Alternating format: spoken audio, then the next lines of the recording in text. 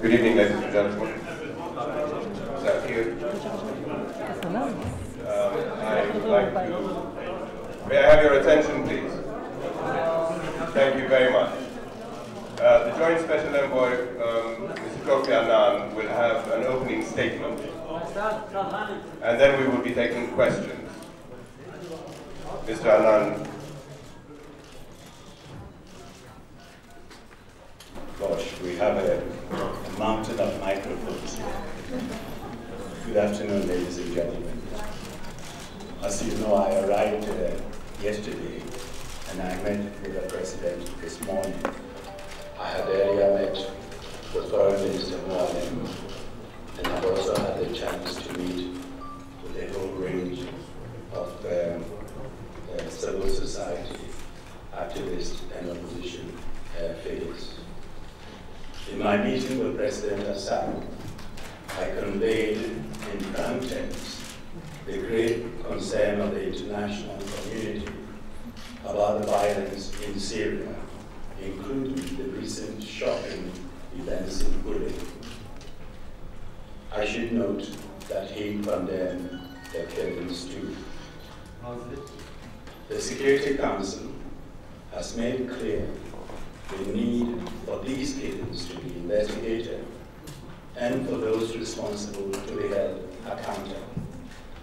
I also note that the government of Syria is organizing its own investigations, and that is very encouraging. In my meeting with the President, I expressed appreciation for the cooperation that the Syrian government has extended to the UN, enabling us to deploy the military observers quickly. However, I shared with President Assad my assessment that the 6-point plan is not being implemented as it must. We are at a tipping point. The Syrian people do not want their future to be one of bloodshed and division. Yet the killings continue and the abuses are still with us today. As I reminded the President, the international community will soon be reviewing the crisis in Syria, will be reviewing the situation. I appeal to him to take bold steps now, not tomorrow, now, to create momentum for the implementation of the plan. This means the government and all government-backed militias could stop all military operations and show maximum restraint. I appeal to the President as the government and stronger partner in this conflict to be bold for the Syrian people. The violence stopped. We all remember the violence stopped before. On the 12th of April, there was calm. There is no reason it cannot stop again. Both sides stopped on the 12th of April, and it can be done. What is required is the will and the determination and concern for the Syrian people. I appeal to the armed opposition to cease acts of violence. And I also ask all states with influence to impress upon the government and all parties the need for a cessation of violence in all its forms, including continuing human rights abuses. I also strongly appeal to the President to exercise his power and release detainees. This is a key part of the 6-point plan and is absolutely vital if confidence is to be created. It is also essential that access is granted to all detainees in places of detention. In addition, President Assad and I agree on the importance of humanitarian aid flowing to all parts of the country, including unfettered access for the UN and aid agencies. I urge the President to respect freedom of peaceful protest and to ensure that people are allowed to voice their views without fear. I noted that more journalists, more foreign journalists are gaining visas to enter Syria, and I encourage the President to continue along this path and further open up. Let me stress once again, the violence must stop and the 6-point plan must be implemented comprehensively. I need the President to act now. I need other parties to do their part. Let me finish with a message to all Syrians. My dear friends, I know that you want a peaceful future. We must not let the bitterness and the bloodshed consume your country. For the sake of Syria and for the region, we must end this violence and begin to restore hope in a political transition to a democratic future, a future in which all communities have their place.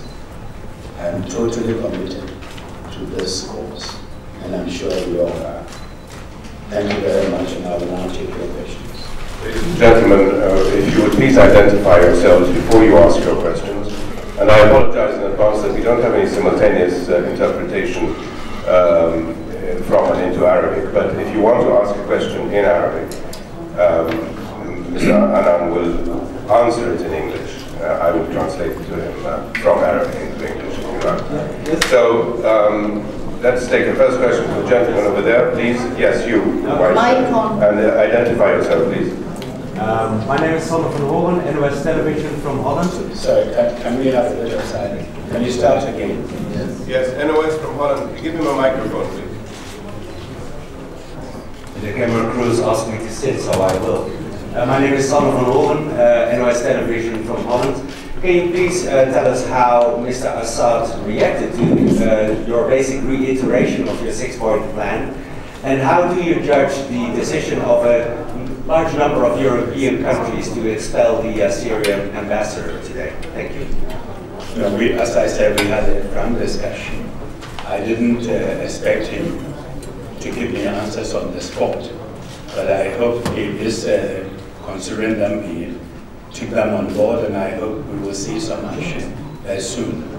Obviously, he will need to consult and move forward with it, but he seemed open, and I would hope we will see results. It is not for me, it's for his people and his country, and I hope as a leader he will act. On the European issue, I think it's a sovereign decision that they have taken, but obviously it shows a great concern in the international community regarding the massacre in Syria. Thank you. The lady here in front. هدى العبودة الأنباء الكويتية. في حال لم تلتزم الأطراف المعنية بتنفيذ النقاط الست، ما هو المستقبل الذي ينتظر سوريا برأيكم؟ خاصة وأن زيارتكم هذه ترافقت مع تصعيد دبلوماسي تجلى بإنهاء مهمة أعمال 5 سفراء سوريين في دول غربية ذات أهمية، ترافق كذلك مع عقوبات اقتصادية على الشعب السوري أو على الحكومة السورية تمس الحياة اليومية بالنسبة للشعب السوري. The question is from the Kuwaiti news agency, and if the 6-point plan is not implemented, what do you predict for the future of Syria, especially on a day when 5 countries have taken action against Syrian diplomats, and also in the light of sanctions imposed on the Syrian people? If the plan is not implemented, I would worry for the future of Syria. I would worry about stability in the country. As we see around us, there is lots of violence, and we need to create an avenue to bring people together and lead them to the table. The 6-point plan, in its essence, is a political proposal. It's a plan that will pacify the environment, create the right atmosphere for political negotiations. And I hope we will still work hard to get that done. If we do not, may God help us. Okay, yes, the lady over there, please, could you give her a microphone and introduce yourself, please? And we're trying to get everybody in, so we have about 20 minutes to go, so make them short questions and one question each, please. No double-barreled questions. Dina Sinjar, BBC World. After what happened in Hula, many people feel that there is a turning point in the situation in Syria. From your meeting with President Assad today, how far do you feel the Syrian government is willing to commit itself to the 6-point plan? I don't want to speak for the Syrian government. I hope after our meetings they will also make the abuse known and available, demonstrate their answer and commitments through their actions. And I urge them very frankly to move ahead and work with us on implementing the 6-point plan. And there are parts of the plan where the government can act quickly and has the authority to do so. Thank you. We'll go to this side and then we come back on this side. The lady on the edge here, please, could you give her a microphone?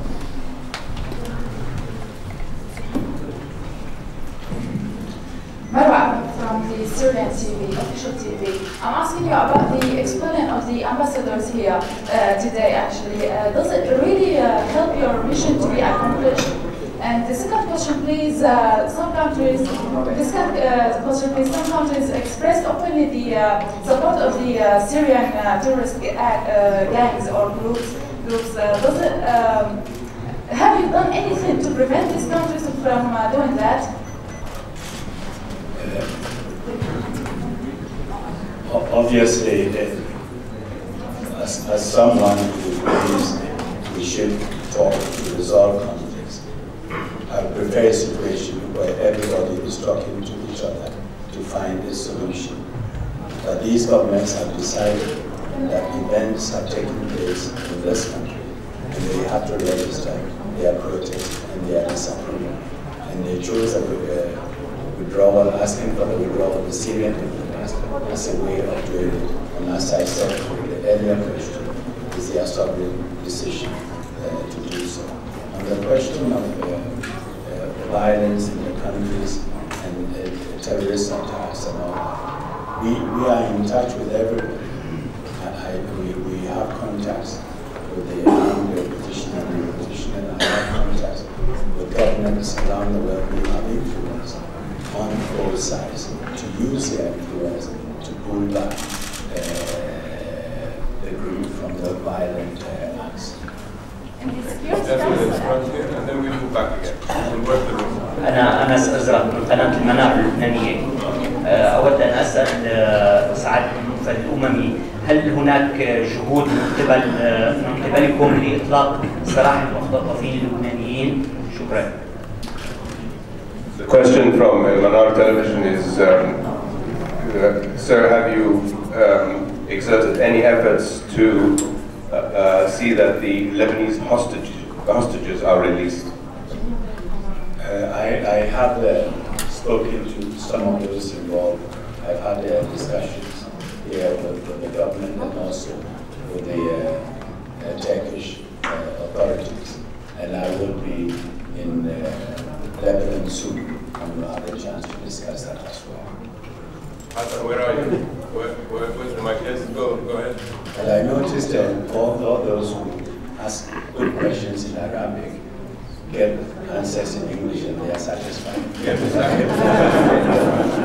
I understand you very well. Go ahead, who has the microphone? يا صالح من الإخبارية السورية. اليوم مراسلنا في دير الزور كان عم بيصور جثث في منطقة محسن بدير الزور برفقة وفد المراقبين، وتم اختطافه وأسره من قبل المسلحين. هو الآن الجثث موجودة بسيارته الشخصية، وأخبر المسلحين اللي اختطفوه بأنه هو مع وفد المراقبين لحتى يطلع حاله من القصة، ولكن المراقبين الدوليين أنكروا هذا الموضوع.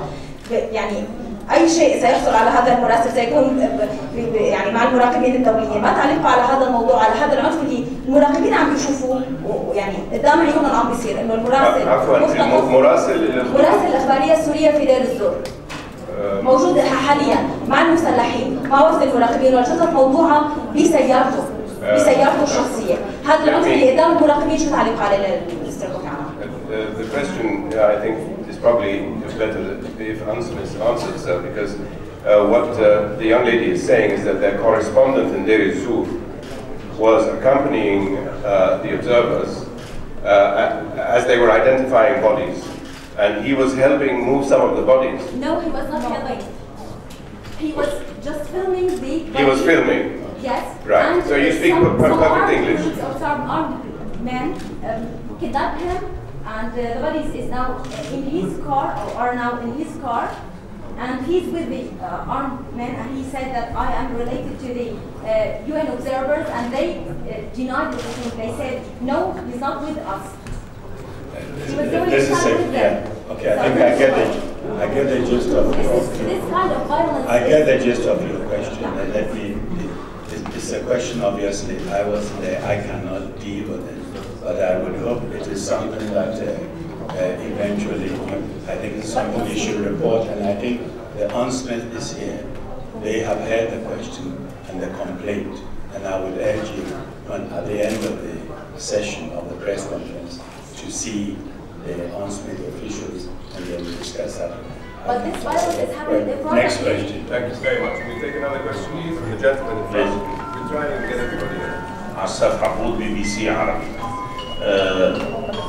صدر بيان في جنيف الأستاذ أحمد فوزي أصدره يقول أن السيد كوفي عنان طلب الحكومة السورية بخطوات جسورة لتنفيذ خطة كوفي عنان. النقطة الثانية عبر عن قلقه وقلق المجتمع الدولي عما يحصل في سوريا. والنقطة الثالثة وصف محادثاته مع الرئيس الأسد بالصريحة، بينما الرئيس الأسد في بيان رسمي سوري قال أن ما ينجح خطة كوفي عنان هو وقف الأعمال الإرهابية ومنع تدفق الأسلحة إلى سوريا.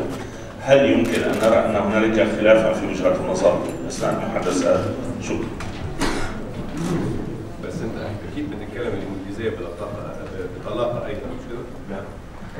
The gentleman is from BBC Arabic, sir, and he says that your spokesman in Geneva apparently said that you asked President Assad to take bold steps and that you were also concerned about the situation in Syria. And at the same time, President Assad has said that the crux of the problem in Syria is the smuggling of arms across borders to the armed opposition or to the militants and to did you say terrorist acts and the smuggling of weapons. Is there a difference of opinion between the two of you? The President indeed did say that to me. When you look at the situation on the ground, in reality, you have several actors and people on the ground. We have the government forces, we have the opposition armed forces. There are terrorist activities which we all see. But I think we believe that to bring peace to Syria, the government and the opposition armed forces, and whoever is fighting on the other side. Yesterday I used the phrase that when we talk of peace, we are not giving a message of peace only to the government side or to the armed opposition. It's to everyone with a gun. Everyone with a gun must understand that the people of Syria want peace, and eventually we will need to find a political way out and put down our guns. But the way the six-point plan is elaborated indicates that we see two sides, and we have asked the government as a bigger partner, as a more responsible party, to take certain bold steps to be able to encourage confidence and momentum for the others. That was the basis of the six-point plan, and we are encouraging this implementation. You have a lady in the back there with the microphone, please. أنا اسمي عبد الحق وشنيقة من روسيا، من وسائل الإعلام الإلكترونية الروسية. اللي عم بيصير بسوريا، انا ساكنه بسوريا، انه شايفين اللي عم بيصير فيها هاي اللي صار قبلها بعض الدول اللي صار فيها حروب من عشرات سنين، من 5 سنين. اللي صار هلا يعني كنا ناطرين هذه الجريمه على المجزره اللي بدها تصير، كنا عارفين انها بدها تصير، لانه بتشبه جريمه اللي صارت بالراجك باليوغوسلافيا، انه هاي فتحت ابواب للهجوم ليوغوسلافيا وتقسيمها وتخريبها. هلا انا بصراحه يعني ما بدي احكي شو مصادري، بس انه في مصادر تعتبر موثقه انه في بعض جهات بالبنتاغون الامريكيه توجهت يعني بلشت بتجهيز حرب لسوريا بدها تبلش بشهر 2 اما شهر 9. يعني سؤالي كالثاني، اذا بلشت احنا اللي عايشين بسوريا وحكومه سوريا شو بدنا نعمل؟ The young lady works for is a Russian who lives in Syria and works for online sites, Russian online sites. She says that what we are seeing in Syria today, we have seen in Yugoslavia, we have seen in other conflicts before. This pattern of brutal crimes we knew would be committed here, and they have been committed here. And we have sources that tell us that the Pentagon is preparing for war. If that happens, what do we do, and what do Syrians do, and what does the government do? First of all, I have no information that the Pentagon is preparing for war. And by implication, you think we will repeat what happened in Yugoslavia. I have no indications of that.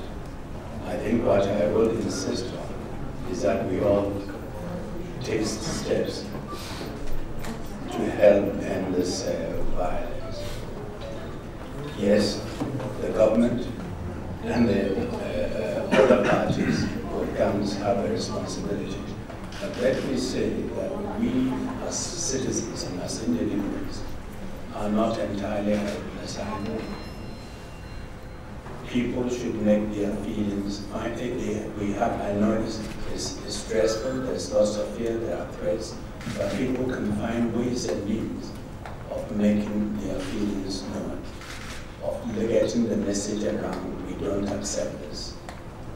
This is enough, no more violence, no more. You can play a role in a way that perhaps you cannot imagine that people and the population do have lots of power and working together can do a lot. Thank you very much for question from China and from China's official Xinhua News Agency. Please, I want to know what is the most difficulties for your 6-point peace plan? We have just noticed that all parties say they are committed to your plan, but actually the action is different. Thank you. This is why I'm saying words are wonderful, but action is better. What is important is demonstrate through action a real commitment to the plan. And this is what the international community is asking for now, action, not words. Because as I said, some of these points can be done very easily. Yes, if you take the question of stopping the violence, one needs both sides to sort of come together. I mean, if the government moves, the other side has to move. We are encouraging everyone to commit to actually doing it. But on some of the others, the decisions can be taken and they can be done.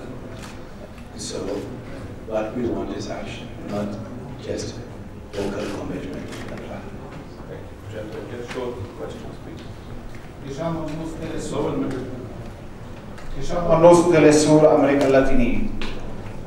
حضرتكم قلتم أن هناك اتصال مع جميع الأطراف لإيقاف الأعمال الإرهابية في سوريا، ولكن على الرغم من ذلك نرى أن هذه الأعمال الإرهابية لا زالت مستمرة ولا زال السوريون يدفعون ثمنها من دمائهم.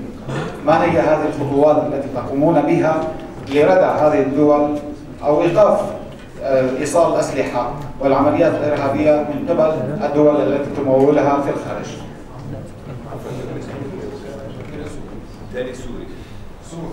Telesur agency, and his question is about the arming of the opposition and the smuggling of weapons across the border, and the countries who are assisting in providing weapons to the opposition. What are you doing to prevent this from happening? First of all, as a joint envoy for the UN and the Arab League, my mandate is clear. My mandate is for us to work with the Syrians and all concerned to find a peaceful solution. And therefore, I'm not one who is going to encourage or promote militarization of the conflict. And the UN is not in favor of further militarization of the conflict. I must say, we have 5 minutes to go, so I'm going to take 3 questions. We're going to start with the lady here, and then I'll take 2 more. Please go ahead. Susie Jagger, The Times of London. What do you say to the widespread reports that residents of Hula tried to contact and succeeded in contacting UN observers on the night of the massacre, and that the UN did nothing to contact them? I don't think I can answer the question. This is news to me, and I would advise you, give me the same advice I gave my brother, that the honestness is here, they've heard your question, and you should follow up with them after the press conference. Yeah, take the lady here. Rania Danum from Dunya TV. Mr. Annan, there is a remarkable increase in violence since the mission has been started in Syria.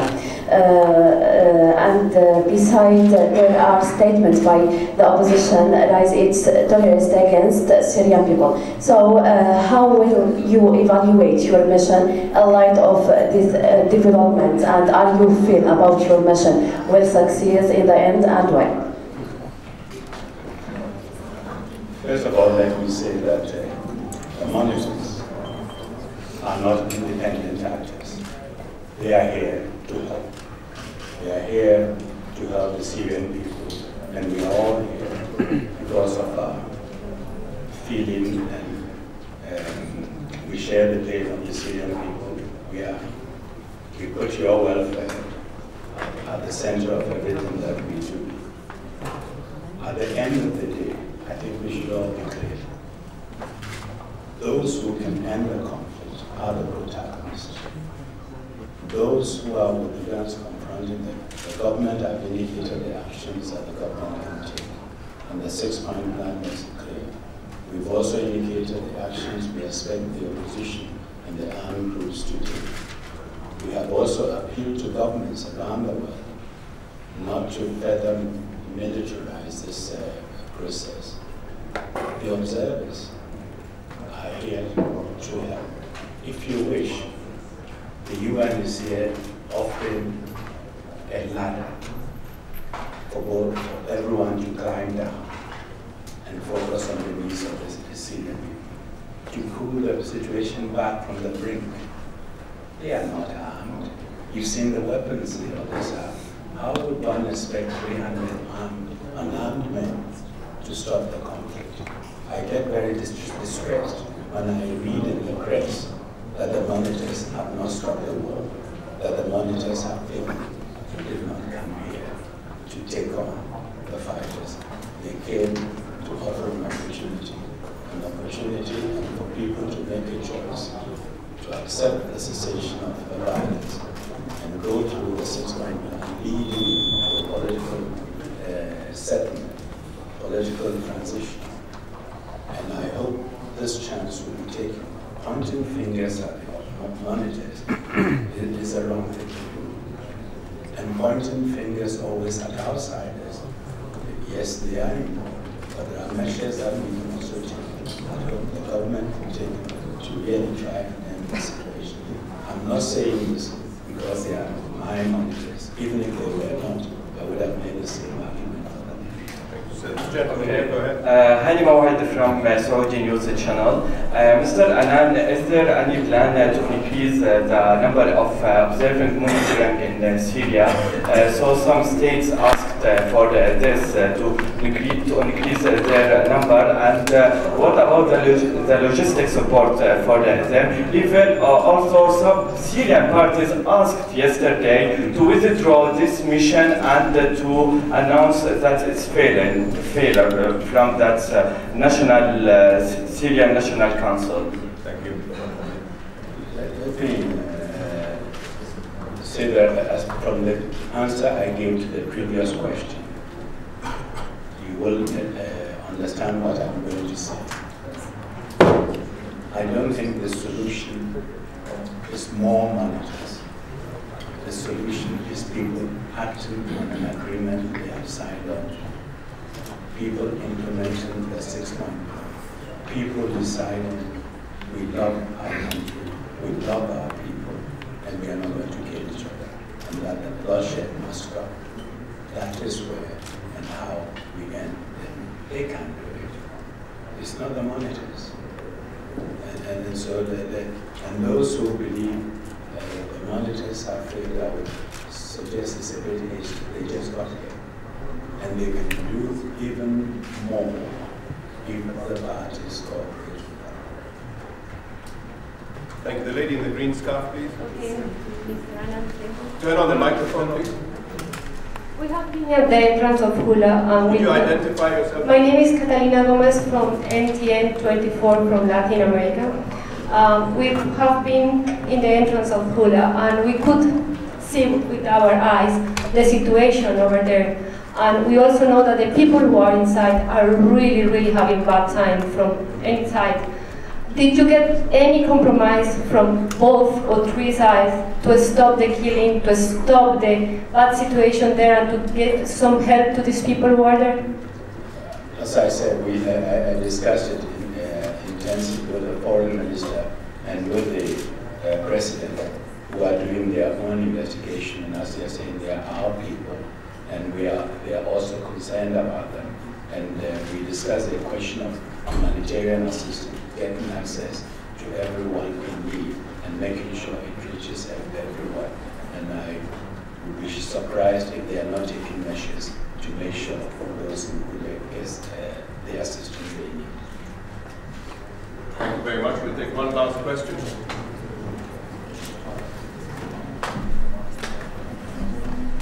My name is Oman from the Chinese news agency. I have a question for you, sir. During your meeting with Syrian officials, have you agreed upon a new timetable for the implementation of your plan? Not specifically. We didn't agree on a specific timetable, but I made it clear that it's not an open-ended process, and that the time is coming sooner rather than later when the international community will need to make an assessment as to how things are going and what further action or activities may be necessary. Thank you very much. Thank you, ladies and gentlemen. Thank you.